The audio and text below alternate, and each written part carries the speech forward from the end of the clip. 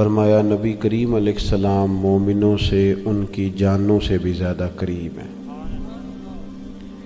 عزیز دوستو، بہت سارے دنیا میں رشتے انسان کے ہوتے ہیں، لیکن کچھ رشتے بہت گہرے احساس کے رشتے ہوتے ہیں۔ ان سب رشتوں میں ہمارا سب سے حساس رشتہ نبی کریم علیہ السلام کے ساتھ،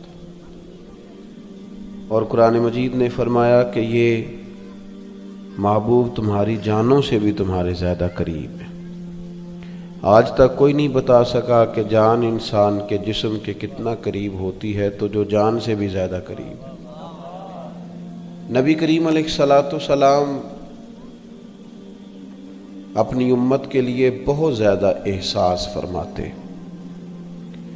یہ جو ہر عنوان پر آپ کو نبی پاک علیہ السلام کے ارشادات ملتے ہیں، تعلیمات ملتی ہیں، تربیت ملتی ہے، اس کی بھی وجہ یہ ہے کہ اللہ کے محبوب علیہ السلام بہت احساس فرماتے اپنی امت کا، جگہ جگہ پہ سمجھاتے، قائل کرتے۔ ہمارے اندر جتنی بھی کمزوریاں ہیں حضور علیہ السلام نے ان سب کی نشاندہی فرمائی۔ جن رستوں پہ ہمیں چلنا تھا ان سب رستوں کو واضح کر کے کھول کے حضور نے بیان فرمایا۔ اس کا نتیجہ یہ نکلا کہ امت مسلمہ کے پاس نصاب زندگی اتنا زیادہ ہے کہ کسی سے بھی کوئی چیز مستعار نہیں لینی پڑے گی، کسی سے بھی کوئی چیز ادھار نہیں مانگنی پڑے گی، سارا کچھ رسول کریم علیہ السلام نے ہمیں اپنے فضل سے اور اپنی رحمت سے عطا فرمایا۔ اور اس پر نبی پاک علیہ السلام کا اپنا فرمان شاہد ہے۔ کریم فرماتے ہیں کہ میری اور تمہاری مثال اس شخص کی طرح ہے جس آدمی نے آگ روشن کی تھی تو پتنگے اس میں گرتے تھے، تو وہ ان پتنگوں کو روکتا تھا کہ تم اگر آگ میں گرو گے تو جل جاؤ گے۔ وہ بار بار ادھر جاتے تھے، گرتے تھے۔ حضور فرماتے ہیں تم بھی ایسے کام کرتے ہو جو تمہیں دوزخ میں لے جائیں گے، اور میں تمہیں سینہ بند سے پکڑ کے کھینچ کے کہتا ہوں یہ کام نہ کرو، دوزخ میں جانے والا، تمہیں بچانے کی تدبیریں کرتا ہوں۔ اللہ کے پیارے رسول صلی اللہ تعالی علیہ وسلم کی جو تبلیغ ہے وہ بھی اس طرح نہیں ہے جس طرح آج میری طرح کے لوگ تبلیغ کرتے ہیں، کہ اس میں بعض جگہ پہ جارحانہ پن بھی پایا جاتا ہے، شدت بھی پائی جاتی ہے، اور بعض جگہ تبلیغ و اشاعت سے زیادہ پروٹوکول اور شہرت کا دخل ہوتا ہے۔ نبی پاک علیہ السلام کی جو تبلیغ ہے اس میں نہایت درد ہے، نہایت احساس ہے۔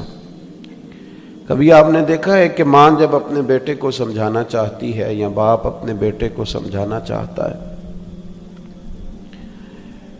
تو اسے سامنے بٹھا کے جملوں کی عمدہ اور اعلیٰ ترتیب کے چکر میں نہیں پڑتا، بلکہ اس کی خواہش ہوتی ہے کہ کسی بھی طریقے سے میرا بیٹا بری عادات کو چھوڑ دے۔ اس کے لیے والدہ روتی بھی ہے، گزارش بھی کرتی ہے، سمجھاتی بھی ہے، باپ اس کے لیے بڑی جدوجہد بھی کرتا ہے، اور بیٹے کو یہ بھی بتاتا ہے کہ بیٹا میں نے تو ساری زندگی تیرے نام کر دی، اور میں یہ چاہتا ہوں کہ تو سنور جائے، تیرے اندر تبدیلی آ جائے۔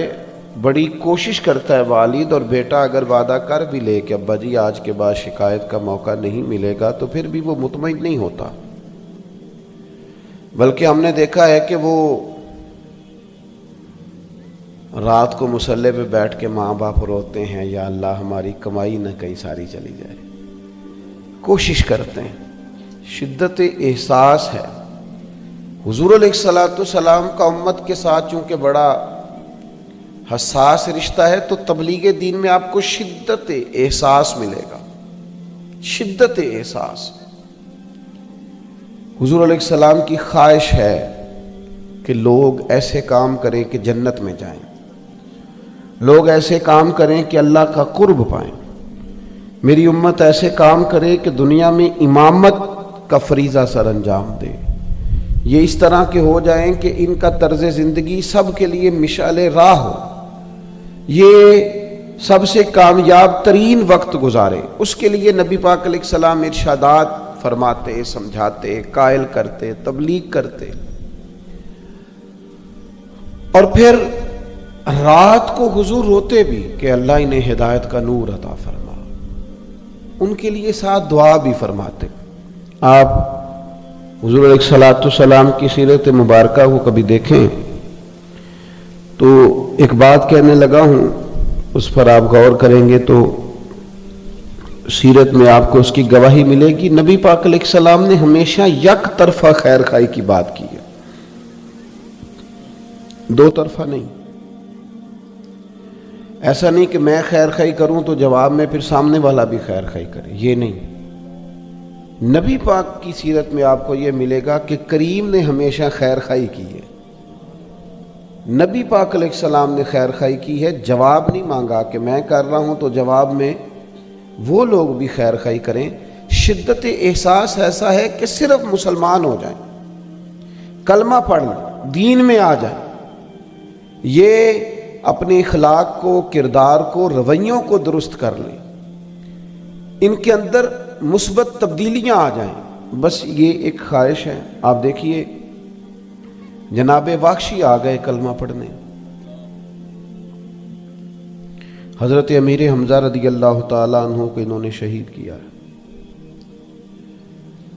اور وہ شہادت اتنی دردناک ہے کہ نبی کریم علیہ السلام نے گویا سب سے زیادہ آنسو ہی شاید اس وقت بہائے ہوں جب حضرت امیر حمزہ کی شہادت ہوئی، اور وہ دردناک ہے۔